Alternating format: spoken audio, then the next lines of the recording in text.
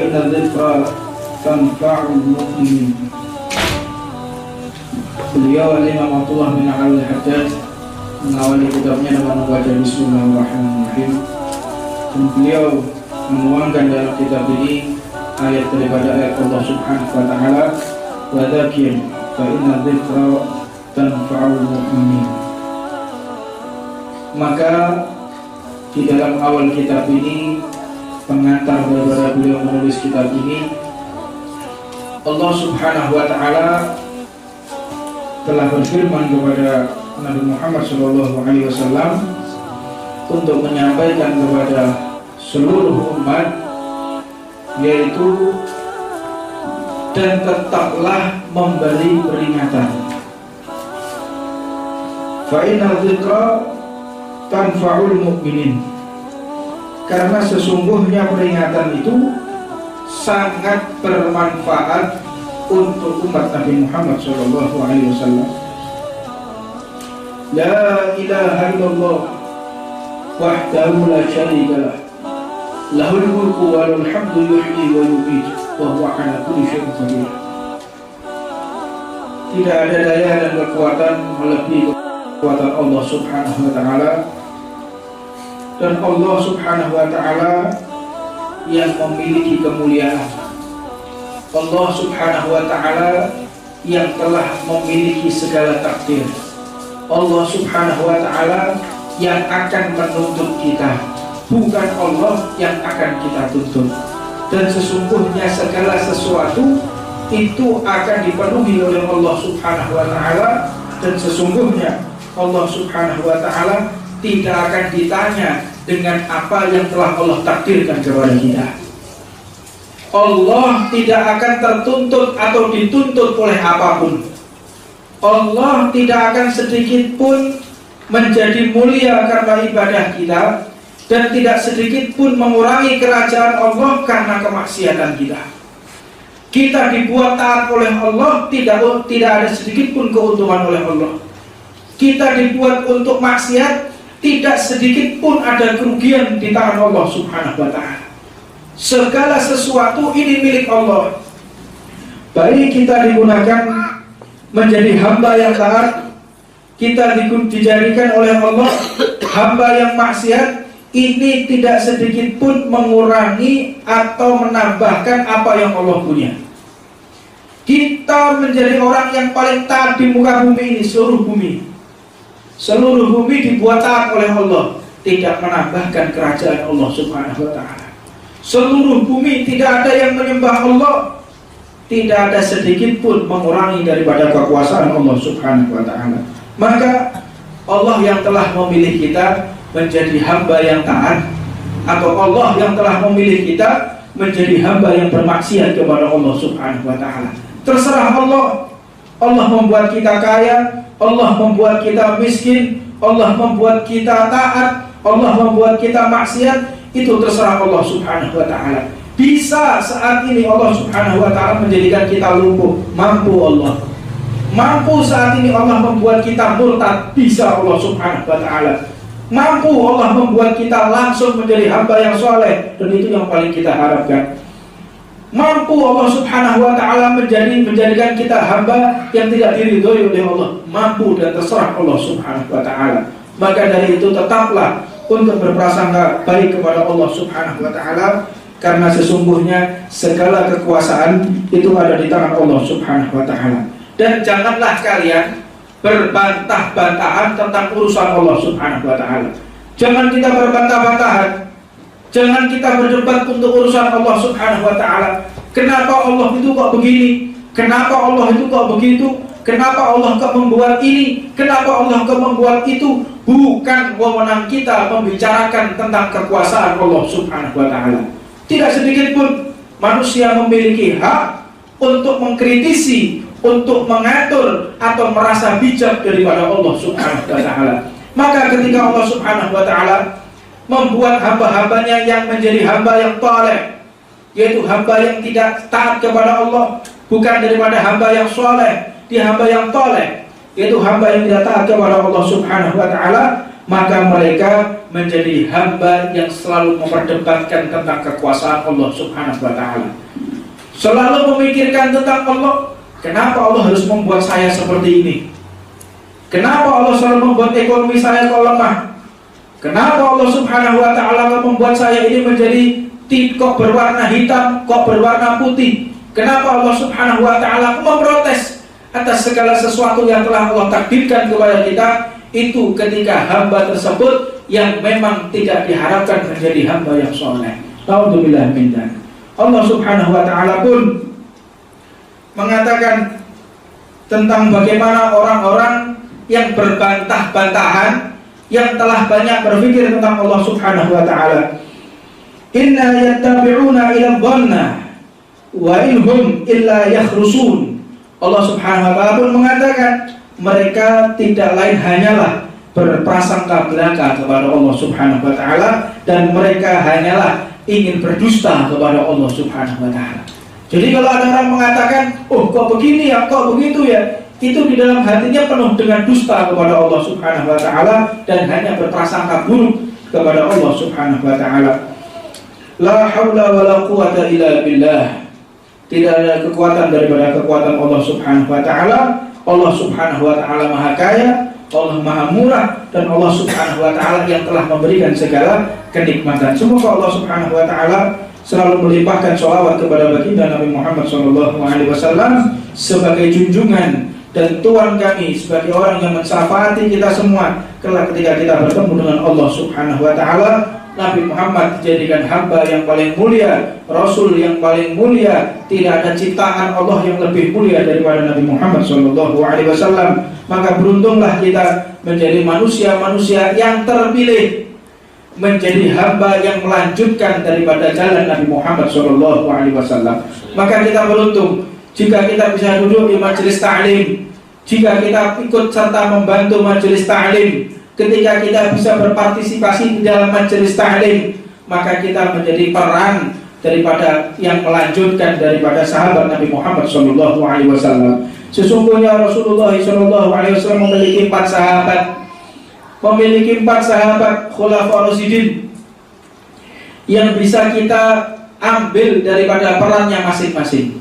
Sayyidina Abu Bakar As-Siddiq radhiyallahu ta'ala anhu, beliau adalah orang tua yang bijak, orang tua yang selalu mendukung daripada program dakwah, orang tua yang selalu menasehati daripada kaumnya untuk melanjutkan daripada perjuangan Nabi Muhammad SAW. Jika kita sebagai orang tua, marilah kita untuk menjadi peran sebagai Sayyidina Abu Bakar, untuk menaungi daripada orang-orang yang berdakwah di jalan Allah Subhanahu wa Ta'ala, bukan mengganggu daripada orang-orang yang ingin berdakwah di jalan Allah Subhanahu wa Ta'ala.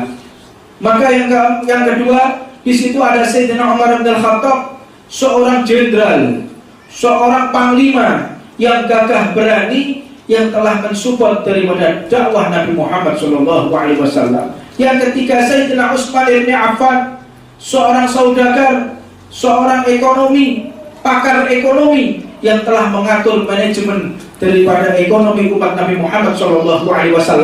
Maka ketika kita menjadi saudagar, ketika kita menjadi pengusaha, marilah engkau menjadikan dirimu untuk menjadi peran Sayyidina Utsman bin Affan. Dan yang keempat, Sayyidina Ali bin Abi Thalib, yaitu pemuda yang gagah berani, yang meluangkan tenaganya, yang meluangkan daripada waktunya, bahkan tidak segan-segan untuk mempertaruhkan nyawanya untuk baginda Nabi Muhammad SAW. Maka di sini, di dalam kehidupan kita mau ambil dari mana? Kita ambil daripada 4 ini. Kita jika sebagai orang tua, marilah mendukung majelis ta'lim. Jika kita menjadi Sayyidina Umar, ketika kita menjadi pejabat, lindungilah para umat Rasulullah SAW dan lestarikan daripada penegakan agama Allah Subhanahu wa Ta'ala. Yang ketiga, ketika kita menjadi Sayyidina Utsman bin Affan, jika kita memiliki kelebihan rezeki, jika kita memiliki usaha yang bagus, jangan lupakan orang-orang yang lagi berdakwah di jalan Allah Subhanahu wa Ta'ala. Wallah, demi Allah, kita bisa hidup tenang di rumah.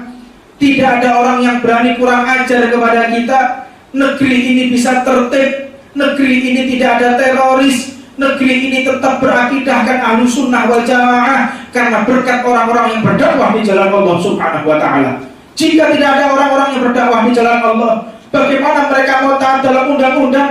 Bagaimana mereka akan taat kepada ketertiban? Bagaimana mereka mau taat kepada pemerintahan? Tidak mungkin. Maka peran yang paling besar di negara kita yaitu para orang-orang yang berdakwah di jalan Allah Subhanahu wa taala.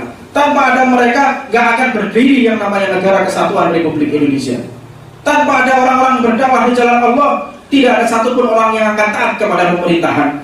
Tidak akan ada yang namanya orang-orang yang ingin berjuang di jalan Allah Subhanahu wa taala kecuali ada para pendakwah yang telah memberikan support, yang telah memberikan mereka semangat atas mereka untuk menegakkan kalimat Allah Subhanahu wa taala. Dan yang keempat, ketika kita masih muda, gunakan tenaga kita, gunakan pikiran kita, luangkan waktu kita untuk di jalan Allah Subhanahu wa taala. Jangan sampai kita menjadi orang-orang yang berperan seperti Abu Jahal dan Abu Lahab. Dia pengusaha tetapi cuma bisa berbicara. Dia pengusaha kaya cuma bisa ngerasain, naudzubillah min dzalik. Bahkan tidak segan-segan untuk menyakiti daripada orang-orang yang berjuang di jalan Allah Subhanahu wa taala. Jadi kalau ada orang-orang yang dia kaya sudah tidak membantu, sudah tidak untuk memberikan support, maka cuma berbicara, itu perannya Abu Lahab yang lagi mereka pegang. Maka hati-hati ketika kita di dalam dunia ini, segala sesuatu akan dituntut oleh Allah Subhanahu wa taala. Satu biji beras pasti akan dituntut oleh Allah Subhanahu wa taala, apalagi orang-orang yang berdakwah di jalan Allah yang mereka telah menukar daripada ilmunya untuk sesuatu yang bersifat duniawi. Naudzubillah min dzalik. Maka di sini daripada Imam Abdullah bin Al-Haddad memberikan satu wejangan kepada kita, hingga nanti hari kiamat tiba, maka kita akan sadar siapa yang beruntung dan siapa nanti orang-orang yang mendapatkan malapetaka dari Allah Subhanahu wa taala. Fahadha haqiqatul hayat. Dan ini adalah hakikat daripada kehidupan, bukan saat ini. Kalau saat ini kita saat ini dalam keadaan bermimpi. Kalau saat ini kita saat ini masih dalam keadaan di bawah satu hal yang sangat-sangat tidak abadi, fata morgana. Ini fata morgana, tidak ada sesuatu yang pasti. Nanti ketika kita sudah masuk ke alam kubur, baru kita tahu itu adalah hakikat kehidupan. Maka jangan sampai ketika kita dibangkitkan oleh Allah Subhanahu wa taala, kita keluar daripada 4 peran ini. Jangan sampai kita keluar dari 4 peran ini. Jangan sampai kita mengambil daripada peran orang-orang yang memusuhi daripada Nabi Muhammad SAW. Yuthabbitullahu alladhi amanu biqawli tsabit. Mudah-mudahan Allah Subhanahu wa taala meneguhkan daripada iman-iman kita dengan ucapan yang baik, keucapan yang penuh dengan hikmah. Yuthabbitullahu alladhi amanu biqawli tsabit fil hayati dunya wa fil akhirah.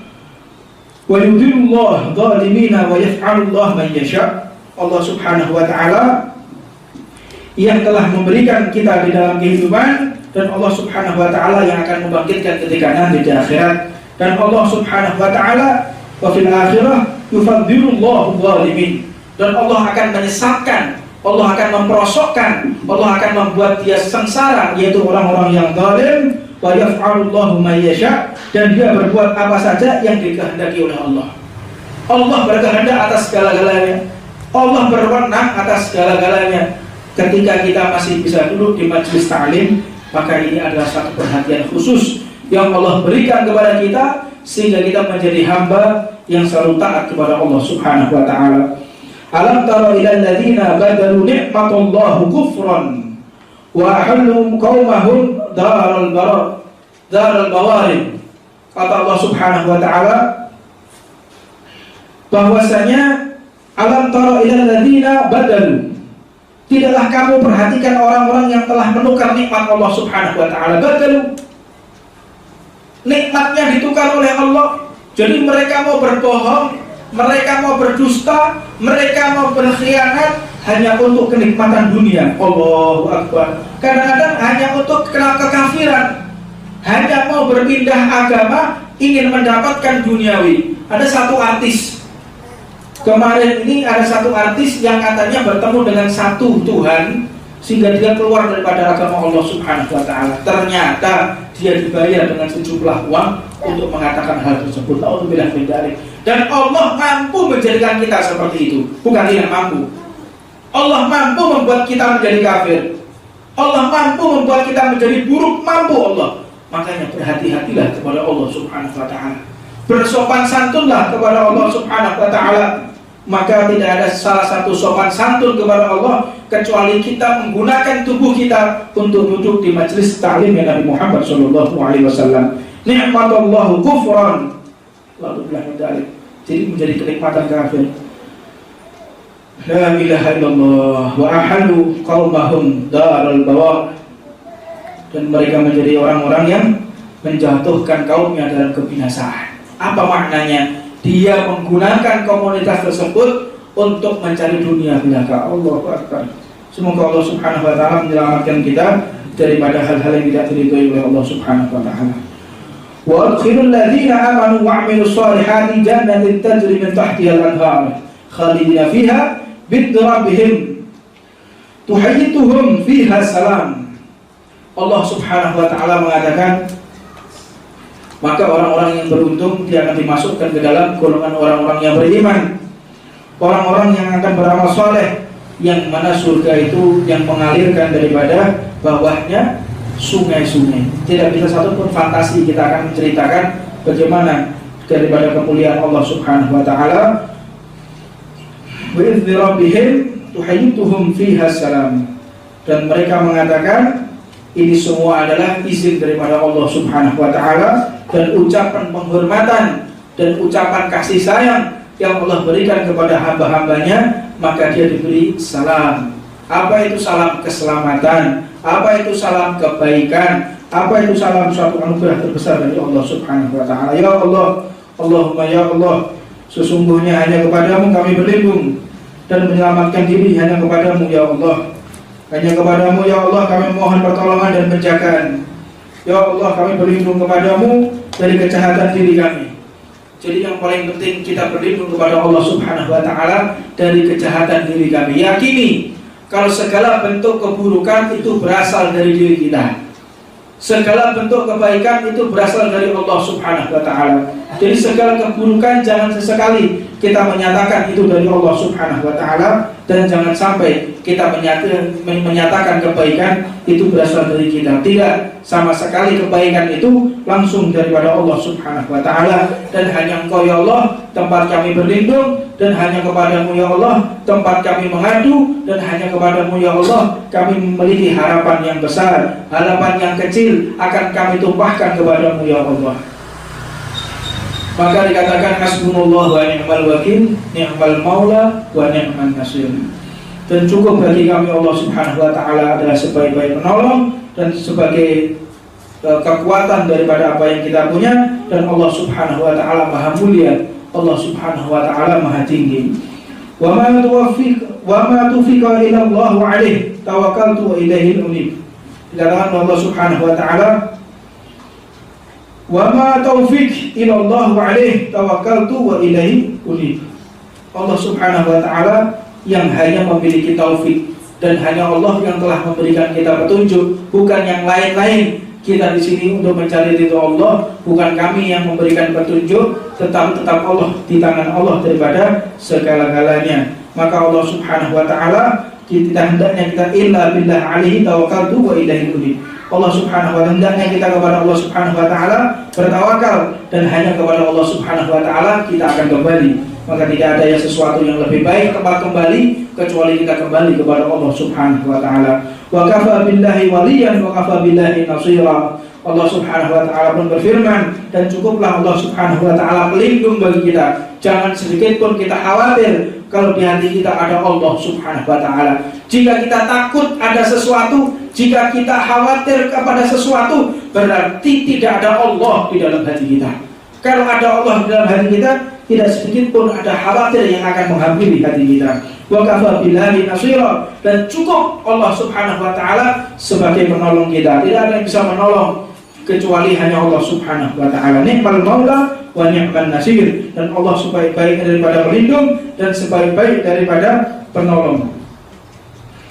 Allahu la ilaha illa huwal hayyul qayyum. dan tidak ada Tuhan melainkan Allah Subhanahu wa taala yang hidup kekal lagi terus menerus mengurusi daripada makhluk-makhluknya hanya Allah Subhanahu wa taala. Alam tara ilal ladzina badalu ni'matallahi kufrun.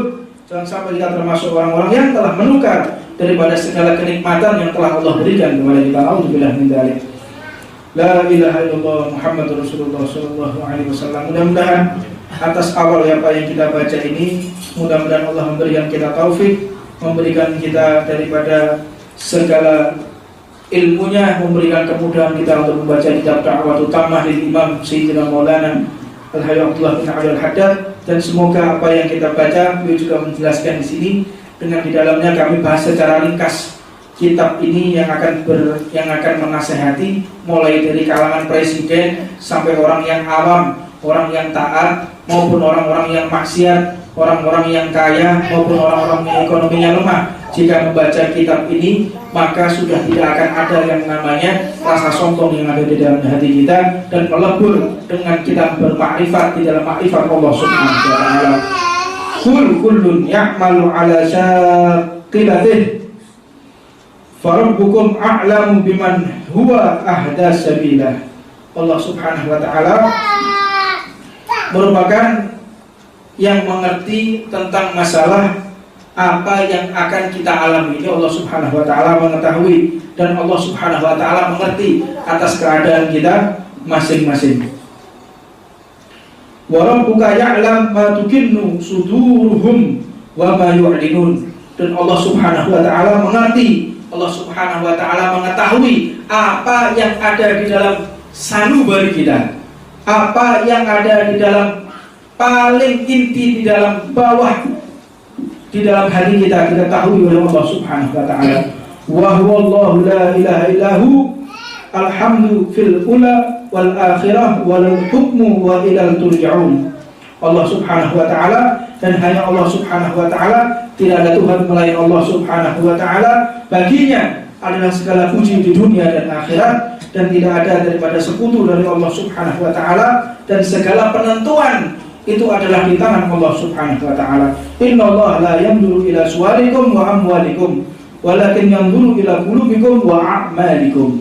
Allah Subhanahu wa taala yang akan melihat daripada hati kita, Allah yang akan melihat daripada prasangka kita, bukan kita dilihat daripada suku kita, bukan kita dilihat daripada baju kita, bukan kita dilihat daripada anak cucu siapa. Jadi jika ada seseorang bangga, saya itu cucunya ini, saya itu cucunya itu, berarti dia telah seperti orang-orang di zaman jahiliyah. Dia bangga akan keturunannya, bukan bangga atas bagaimana dia beradab kepada Allah Subhanahu wa taala.